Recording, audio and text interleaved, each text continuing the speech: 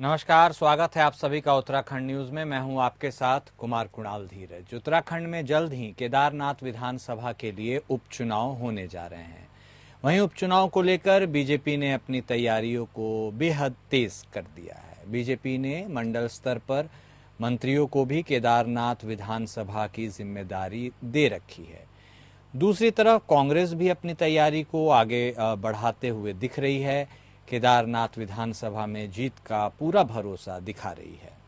कांग्रेस के सभी बड़े नेता दावा कर रहे हैं कि बद्रीनाथ विधानसभा के उपचुनाव के बाद अब हम केदारनाथ विधानसभा के उपचुनाव में भी जीत हासिल करेंगे। वहीं कांग्रेस के इस विश्वास के बीच प्रदेश में कैबिनेट मंत्री प्रेमचंद अग्रवाल ने कहा है कि कांग्रेस को अपनी जमीन की हकीकत पता चल जाएगी।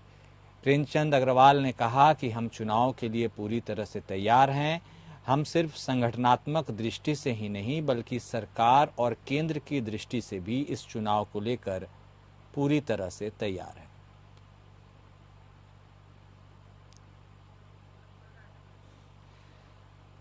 तो जिस तरह से अब केदारनाथ में उपचुनाव होने वाले हैं, ऐसे में बीजेपी और कांग्रेस दोनों अपने तरफ से कोई कोर कसर नहीं छोड़ना चाहती। कांग्रेस के कॉन्फिडेंस लेवल को हाई इसलिए भी समझा जा सकता है क्योंकि अब बद्रीनाथ विधानसभा क्षेत्र में जो उपचुनाव हुए थे उसमें उसने जीत हासिल की थी और ऐसे में उसका यह मानना है कि केदारनाथ विधानसभा में भी वह जीत हासिल करेगी। लेकिन बीजेपी भी अब हर कदम फूंक फूंक कर चल रही है। वह कोई ऐसे कॉर्नर को नहीं छोड़ना चाहती जिसकी वजह से कहीं दोबारा किरकिरी ना हो जाए। ऐसे में बीजेपी ने भी अपना पूरा दमखम केदारनाथ क्षेत्र में लगा रखा है और संगठन के लिहाज से भी उसे और सुदृढ़ करने की कोशिश कर रही है। तो केदारनाथ का यह चुनावी जंग बेहद दिलचस्प मोड़ पर आ गया है।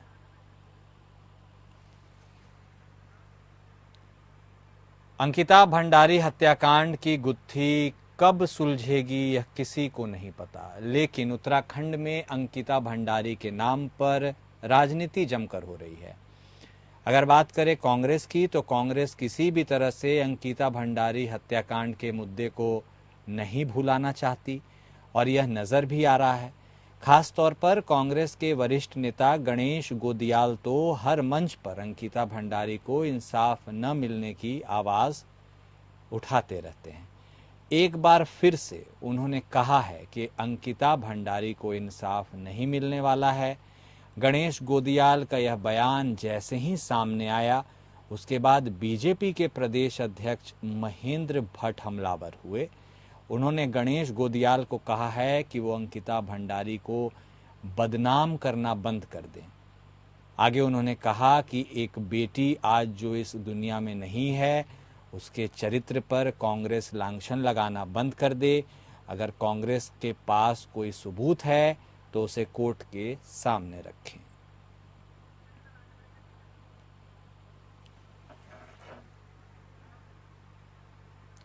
दो वर्ष पूर्व ऋषिकेश में एक होटल में काम करने वाली गढ़वाल की बेटी अंकिता भंडारी की निर्मम हत्या कर दी गई थी, जिसका अभी तक खुलासा नहीं हो पाया है। कुछ आरोपी जेल में हैं मगर कुछ आरोपी अभी भी आज़ादी से बाहर घूम रहे हैं। इसी पर खटीमा में कांग्रेस के कार्यकर्ताओं ने अंकिता भंडारी हत्या के 2 वर्ष पूरे होने पर उन्हें श्रद्धांजलि दी और मुख्य चौराहे पर एकत्रित होकर अंकिता भंडारी को न्याय दो के नारे लगाए गए। साथ ही उन्होंने क्षेत्र में पहुंचे सांसद अजय भट्ट से मुलाकात करने की भी कोशिश की, लेकिन उनकी मुलाकात सांसद अजय भट्ट से नहीं हो पाई। तो उनके द्वारा ये मांग की गई कि अंकिता भंडारी को न्याय दिया जाए और अंकिता भंडारी के कातिलों को फांसी दी जाए। इस पर मीडिया से मुखातिब होते हुए अजय भट्ट द्वारा कहा गया कि जो भी कानूनी प्रक्रिया है वह चल रही है। मुख्य आरोपी इस वक्त पुलिस की गिरफ्त में है और अन्य कोई आरोपी होंगे तो वो भी कानून के गिरफ्त में आ ही जाएंगे। वहीं कांग्रेस के नेता रवीश भटनागर का कहना है कि अंकिता भंडारी उत्तराखंड की बेटी रही है, उसकी हत्या 2 वर्ष पहले कर दी गई थी। आज मोमबत्ती जलाकर उनकी तरफ से उसे श्रद्धांजलि दी जा रही है और सरकार से यह मांग की जा रही है कि दोषियों को फांसी दी जाए और जल्द से जल्द अन्य जो भी आरोपी हैं उनको गिरफ्तार किया जाए। इस पर लीपापोती ना की जाए।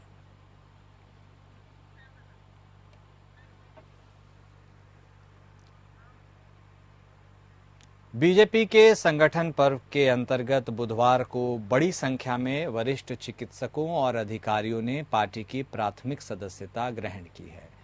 इस अवसर पर प्रदेश अध्यक्ष महेंद्र भट्ट ने उनका स्वागत किया और स्वागत करते हुए सभी राष्ट्रवादी ताकतों के मोदी जी के समर्थन में एक साथ आने का आह्वान किया। बीजेपी मुख्यालय में विशिष्ट जनसंपर्क अभियान चलाते हुए इस कार्यक्रम में प्रदेश अध्यक्ष ने सभी लोगों को मिस्ड कॉल से सदस्य बनाया और पार्टी का पट्टा पहनाकर उनका स्वागत किया। उन्होंने अपने संबोधन में कहा कि अपने अपने क्षेत्र के ऐसे विशेषज्ञों का हमारे साथ आना पार्टी की विचारधारा को अधिक बल देने का काम करेगा। आप और हम सभी के लिए यह सौभाग्य की बात है कि हम दुनिया की सबसे लोकतांत्रिक और सबसे बड़ी पार्टी से जुड़े हैं। हम एकमात्र राजनीतिक दल हैं जहां हर 6 साल के बाद प्रत्येक सदस्य को पुनः पार्टी से जुड़ने की प्रतिबद्धता जतानी पड़ती है, चाहे वह प्रधानमंत्री हों या राष्ट्रीय अध्यक्ष या अन्य कोई बड़ा नेता। उन्होंने उम्मीद जताई कि आने वाले समय में जो भी नेता और कार्यकर्ता हैं वे अपने अपने क्षेत्र के अनुभव के आधार पर पार्टी के नए कार्यकर्ताओं का मनोबल बढ़ाएंगे। इसके साथ ही उन्होंने कहा कि सभी लोगों को प्राथमिक सदस्यता से आगे बढ़ते हुए पार्टी के वैचारिक सदस्य बनकर अधिक से अधिक लोगों तक पहुंचना है। बीजेपी की सदस्यता लेने वाले वरिष्ठ चिकित्सक और अधिकारियों ने कहा कि प्रधानमंत्री मोदी और राज्य के मुख्यमंत्री धामी की नीतियों से प्रभावित होकर उन्होंने बीजेपी की सदस्यता ग्रहण की है।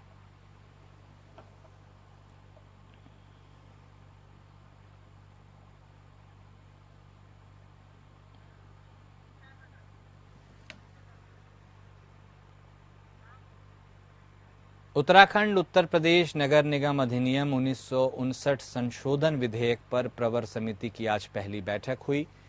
बैठक प्रवर समिति के अध्यक्ष मंत्री प्रेमचंद अग्रवाल की अध्यक्षता में हुई, जिसमें समिति के सदस्य विधायक विनोद चमोली, मुन्ना सिंह चौहान, खजान दास और मोहम्मद शहजाद बैठक में शामिल हुए। प्रवर समिति के अध्यक्ष प्रेमचंद अग्रवाल ने कहा कि गैरसैंण में विधानसभा सत्र के दौरान विधायक को लेकर कुछ सदस्यों के द्वारा जानकारी दी गई थी, जिसमें प्रवर समिति का गठन हुआ और आज प्रवर समिति की पहली बैठक हुई। अगली बैठक अभी होनी है, जो कि 24 सितंबर को होगी। वहीं विपक्षी दल के विधायक मोहम्मद शहजाद ने कहा कि बैठक में ज्यादा कुछ नहीं है, पहली बैठक थी इसलिए इतनी चीज सामने नहीं आई। अभी रिपोर्ट्स मंगाई गई हैं जो कि अगली बैठक में आएंगी, उसके बाद ही कुछ कहा जा सकता है।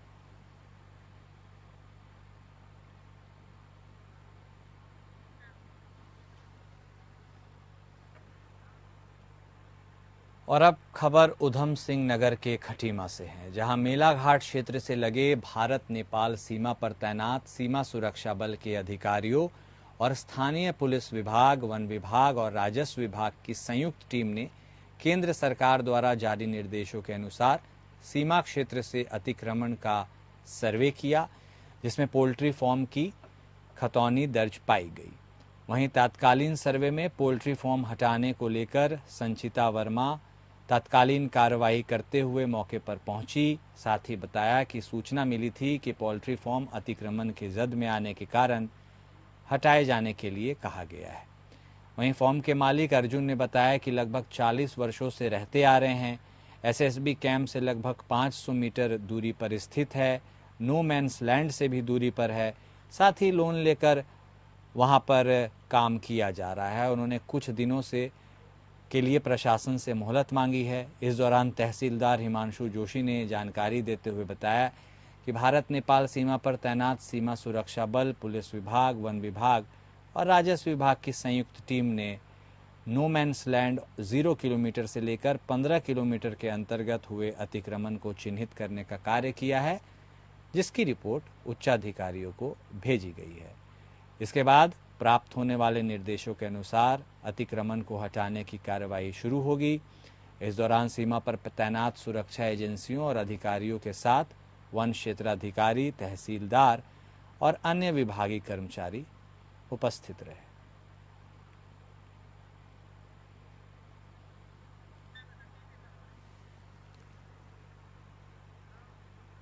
वहीं शुक्रवार शाम जिलाधिकारी देहरादून सवीन बंसल की ओर से ओवर रेटिंग की शिकायत मिलने के बाद खुद गाड़ी चलाकर देहरादून के ओल्ड मसूरी रोड राजपुर स्थित शराब की दुकान पर वह पहुंचे। इस दौरान उन्होंने ग्राहक बनकर शराब की बोतल खरीदी। वहीं सेल्समैन ने जिलाधिकारी को 660 रुपए की बोतल को 680 रुपए में दिया, जिसके बाद आबकारी अधिकारी की टीम मौके पर पहुंची और संबंधित दुकान का 50,000 रुपए का चालान काटा गया। तो एक जिलाधिकारी ने एक मिसाल कायम करते हुए कुछ ऐसा किया जिसकी वजह से वहां के लोगों में वह चर्चा का विषय बने हुए हैं। ओवर रेटिंग की शिकायत मिलने के बाद जिलाधिकारी खुद गाड़ी चलाकर शराब की दुकान पर पहुंचते हैं और आम आदमी की तरह शराब खरीदते हैं और उनसे भी ओवर चार्ज किया जाता है। उन्हें 660 की जगह 680 रुपये, बस यहीं सारा मामला खुल जाता है और उसके बाद उस दुकान का चालान कट जाता है।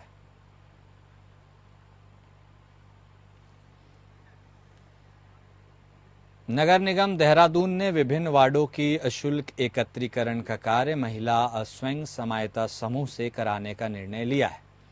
नगर आयुक्त गौरव कुमार ने बताया कि महिला स्वयं सहायता समूह को नगर निगम के 38 वार्डों से कूड़ा एकत्रित करने और शुल्क वसूलने की जिम्मेदारी सौंप दी गई है।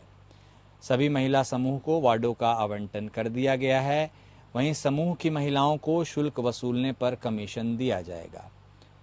उन्होंने बताया कि नगर निगम के शेष 9 वार्डों के लिए निगम की ओर से अब दोबारा इन वार्डों के लिए आवेदन मांगे जाएंगे। उन्होंने बताया कि महिला स्वयं सहायता समूह की महिलाएं नगर निगम की निर्धारित दर के अनुसार यूजर चार्ज एकत्रीकरण के साथ साथ संबंधित वार्ड की साफ सफाई व्यवस्था पर भी अपनी नजर रखेंगी।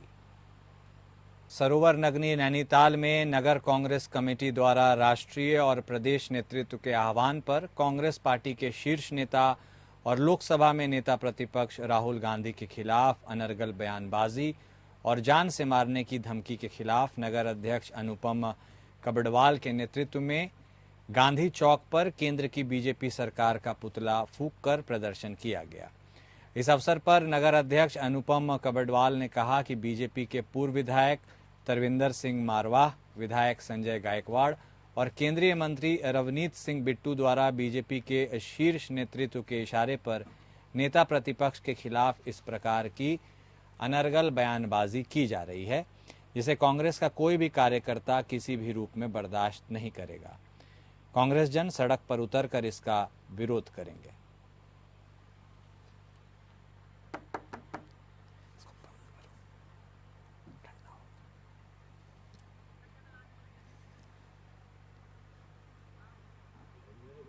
खबर चमोली जिले की गैरसेंण की है, जहां गैरसेंण स्थित नवोदय विद्यालय के टिन फैब्रिकेटेड भवन में भीषण आग लगने से स्टोर में रखा सामान जलकर राख हो गया। दरअसल थाना गैरसेंण पर सूचना मिली कि गैरसेंण स्थित नवोदय विद्यालय के टिन फैब्रिकेटेड भवन में भीषण आग लग गई है। सूचना पर गैरसेंण थाना पुलिस और फायर यूनिट गैरसेंण तुरंत मौके पर पहुंची और आग बुझाने का प्रयास शुरू किया गया। छात्रों और कर्मचारियों को रेस्क्यू कर सुरक्षित बाहर निकाला गया। आग स्कूल के एक भंडारण कक्ष से शुरू हुई। आग की तीव्रता इतनी अधिक थी कि इसने इमारत के एक बड़े हिस्से को अपने चपेट में ले लिया था। आग से स्टोर में रखा सामान, बच्चों के रजाई गद्दे और बिस्तर जलकर खाक हो गए। इस घटना में किसी के हताहत होने की सूचना नहीं है।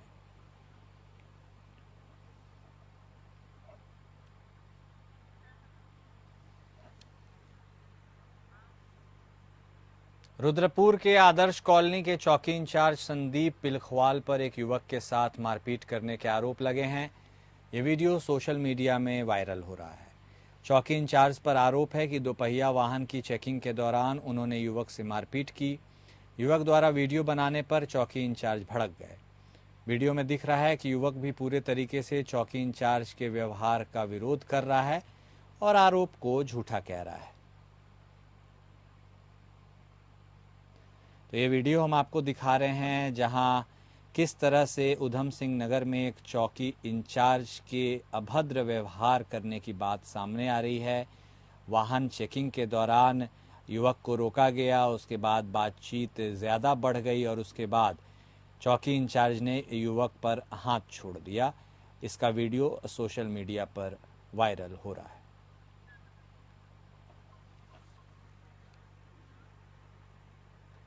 उधम सिंह नगर में नशे के खिलाफ कड़ी कार्रवाई जारी है। पुलिस ने 250 लीटर अवैध शराब बरामद की है। यह अवैध शराब रबर ट्यूब में भरकर ले जाई जा रही थी। पुलिस ने शराब तस्कर को गिरफ्तार भी किया है।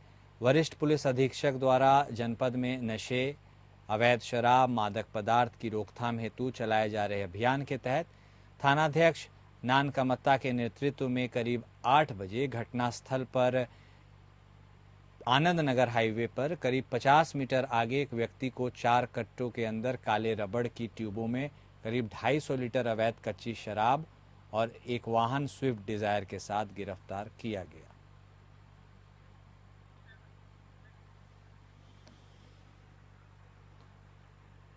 उत्तराखंड सरकार प्रदेश के बिजली उपभोक्ताओं को बड़ी राहत देने जा रही है। इसके तहत प्रदेश के गरीब बिजली उपभोक्ताओं को अब 100 यूनिट तक बिजली खर्च पर 50% सब्सिडी मिलेगी।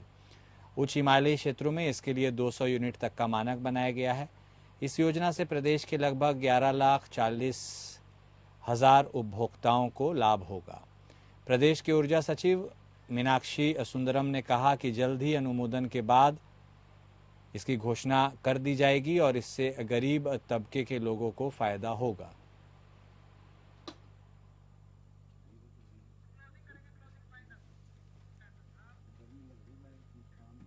और उत्तराखंड न्यूज़ में अभी के लिए इतना ही।